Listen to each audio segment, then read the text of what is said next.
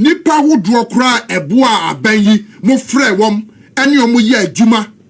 anopa wi anwumire na mo di omachi na bebre na ati akire me no kasa esu da bia bench capital wo abuo ye ya nu ye hu so every time me Mami ma akwaba emfa umbra Ghana TV GH so wo frɛ me adwoa searching ebusuafo Power FM NDC radio station omo aka so mo presenters eguso e de brom ho omo ya sapon se omo ya sapon ya se NDC bayi promises omo promise no just asem so mo ntumi nkɔ straight o what can no de money mo go straight to the point NDC full bayi just say ene kan NPP fo ase economy ne kwa na nkeye ye hu hwe John Mahama on bohu te nothing is going on in this country just a country na hang isro since a rim ene nko ene mba yetim youth amo promise Malik Basintali sorry ami fo atale obi am force atare obi just say forces e Ghana he no wo ma atare bi ino oso no ditima ye ni made Malik Basintali eye well current NDC for mo pe say me hu ade Malik Basintali no wode na koto youth na no oye 24-hour economy ye ko 1 year his excellency the former president na don kwapu fado ni major promise or the campaign consistently for I think 12 years right and 8 years oba ya fe listen inti na nado de wa be kasa etia no obia won fault ye kasa na nado dan kwaku the former president or ye perfect na membu na ye perfect that be ba o kasa etia no kasa entia ni ye akọ betia waka because of promise Ghana no buy no be deliver he did his best John Dramani Mahama crowd president and ko be president da wa kwa sunya experience experience wa san so aba is o machina so da kranka enka ebeti ase say afi na amembu no usua ba wa betra so ye hwhwe enye say MPP na NDC accept ye hwhwe emo na mo so mo atitu so okru won tete so angwa no won te so angwa no ebia gallon akese na wa ate so na de ye did want issue o dollar rate na ajimu sebe in true NDC fu nya hoto Power FM presenters me say youth na mo promise o mo no mo ekon no ntramo obubo wi bedi mu achi a obi di nkwasasema no che say o mo di nkwasasema obi kan he no wokobo no mo ba promise no mo fulfill you na mo kan hu say 4 years na mo kuta Ghana for wo hwe mo din na me yes NPP for they are not ready for power because in say who omo HD fu no camp A na camp B fu no wo di wo internet no so no Nkwasiasem titiri pa ono obokan dia compare kwa Agyapong na chifu no omo adimi basa zem hu a tu mbesi na abedi tumi no yeti ensem ma presenter say eden etuja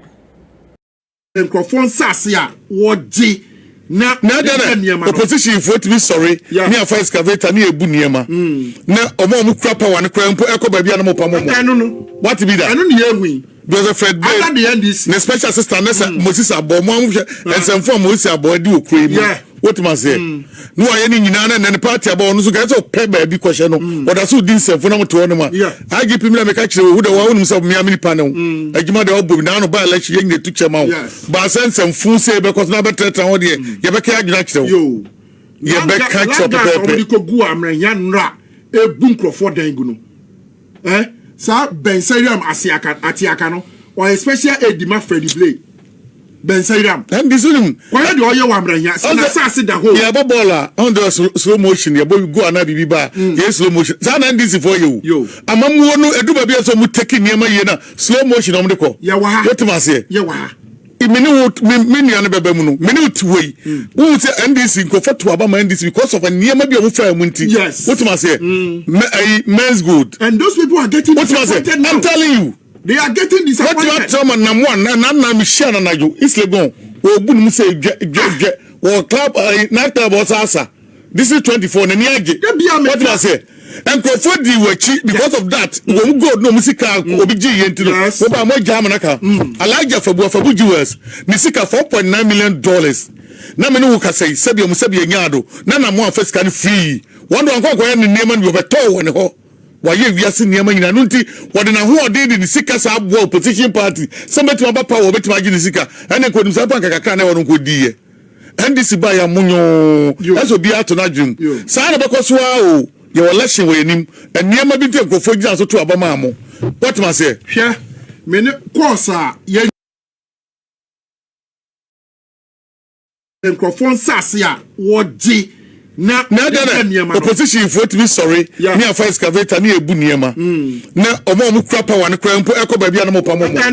what be that anu ne ehun because Fred Bay under the NDC ne special assistant nessa Moses abo mo amhwe ensemfo Moses abo di okura mu what ma say no aye ni nyina na ne party abo no so ga so pe ba bi kwhye no oda so di ensemfo na moto no ma IGP mi na me ka kire wo da wo no so me amini panel agima da obo na no ba election yen ne tu chema ba ensemfo say be ko na betreta ho de ye be ka agina kire wo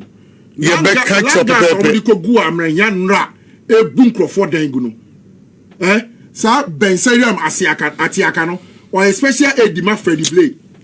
bensariam this one why do you amranya sa sit the whole yeah bobola on the slow motion yeah boy go na bibi yes slow motion sa na this for you amamuwo no eduba bia so mu take niema ye na slow motion om de ko yeah wa what ma say yeah wa mini anu bebe mu no mini utiwei wo say NDC ko foto abama NDC because of niema bia mu fa mu nti what ma say men's good and those people are getting what ma say I'm telling you they are getting disappointed what you tell na mo na mi share na jo islegon wo bu mu say gwe wo club na club osasa this is 24 na ni age what ma say and for the wachi because of that wo go no musika obi gi yenti no wo ba mo jam na ka alaja fabu jewels ni sika $4.9 million na me no ka say sabi mo sabi nyado na mo afes kan free wando ankwa ya ni neema ni obeto woni ho waye wiase niema nyina no nti wode na ho ode de sika sa abo opposition party somebody ma ba power obeti ma gi ni sika ene ko nim sa pan kakaka na wono ko diye NDC ba ya munyo eso bi ato na dwum sa na bekoso o ye election we nim niema bi te nkofo gi so to abama amo what ma say hwe me ne course a ye segisa ye nya wo ye phone so se me kasa me de kire wa ti me tina se bi America nipa wodro kra ebo a aban yi mo frɛ wom ene omo ye adwuma anopa wi anwumire na mo di omachi na bebre na tie kire me no kasa esu da bia bench capital wo abuo ye ya nu ye hu so every time me dem aka chem say eye no kra no say the excellency John Dramani mama say ye fa no kra no nya adwuma de obehu no ka your excellency meko so aka kire mo because Ghana for e de Ghana chemo na mom ejina mo so ejina NDC for so mo betimi akuta 2 minum wo bra o mo de Ghana chemo because people are getting disappointed. Say Clement Jeto ani Bensaria Mastiaka egusu na mo womu bu nkrofo dan gu na womu sign nkrofo properties. Wo breku a womu ni tumi bia wo se nkomo di sa adwuma no. Enti NDC for empanifo a wo se sarsemi mutimi tu one am the chief council minister. Empanifo national security yoko the security services Bensaria Matiaka Moses Abo ana fe Clement Jeto okwa amrahia dairy farm no a de wo ye wo ho no enipa ewu enipa properties se NDC Ghana for to abama mo samu beye na omo ho beto wom montina ono mo nsu emere ne besa so mame ma Charles Makati akwaba Y3adi ma the Hawk newspaper Charles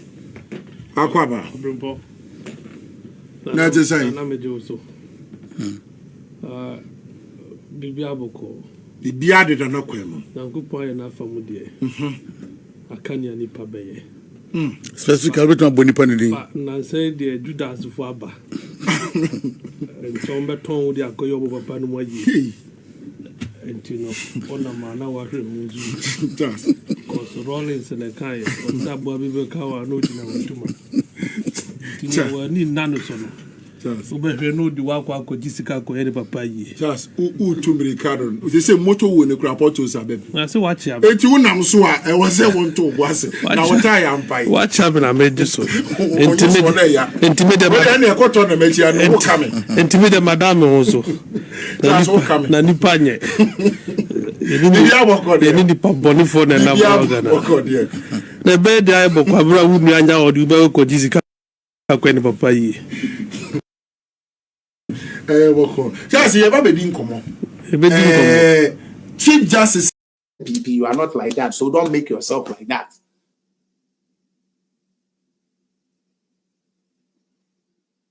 Don't make yourself like that.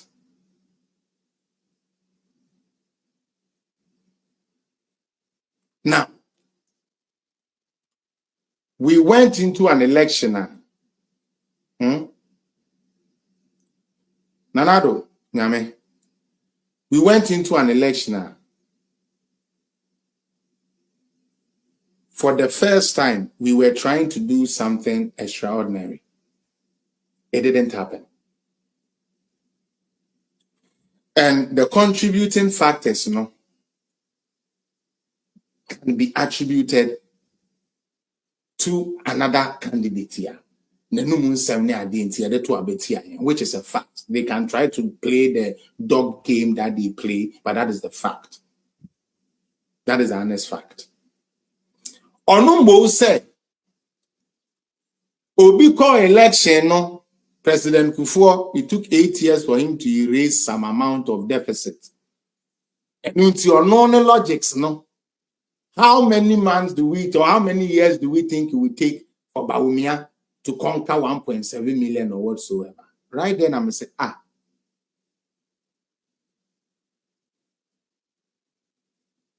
Charlie, Mama Yenye serious. Uti, Mama Yenye serious. Now, politicians normal fine for too much. Now, the Yame say, they say this with huge confidence. I don't know who their advisors are. I don't know whether they read into what they give them to read. Just that you don't even know where they get that from. But how many votes? 6 million. Say 6 million. In Tianfani said the deficit was 1.7. Mepacho Dr. Bawumia Aden 4.2 million. In Tifa 1.7 million can 4.2 million. Who bet me win the election? Please, Mama Yan and Temnianko. Social media,